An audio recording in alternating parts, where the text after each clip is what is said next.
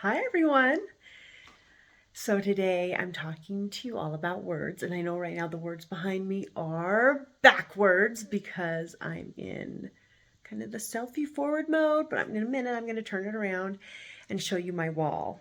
Now I wanted to talk a little bit before about why words are so important.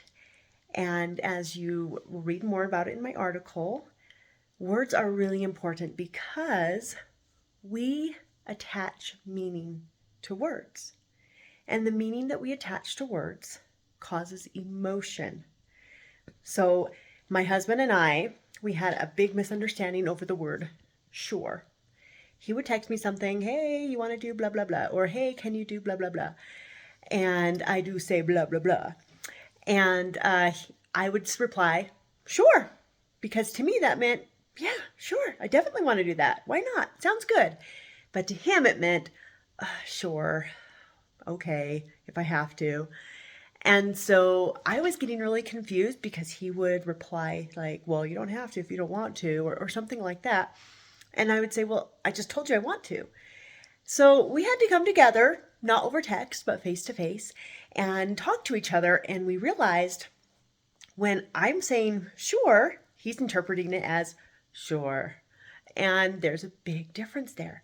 So the meaning that he attached to the word sure is very different than the meaning that I attached to the word sure. And we needed to come to an understanding what that word meant amongst each other.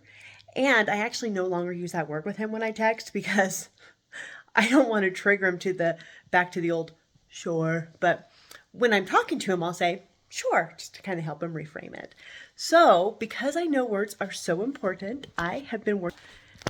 This is my wall of words, and it's going to get bigger and bigger and bigger. Well, the wall's not going to get bigger, but it's going to be completely covered with words. And they're words that are meaningful to me because they're the words I want to remember and the words I want to embody. And I actually have a really fun story about the word play, which I will share in a post another time. But I do have a method called the play method, so you can go read about that on my blog if you'd like.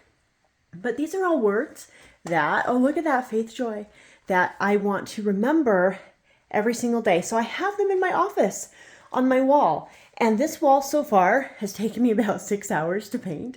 So it is really slow going.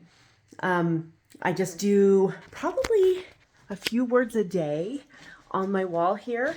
But over time, I'm going to have this, what I think is a really big, beautiful reminder of watching the words in my head because they have a meaning that then creates the emotions.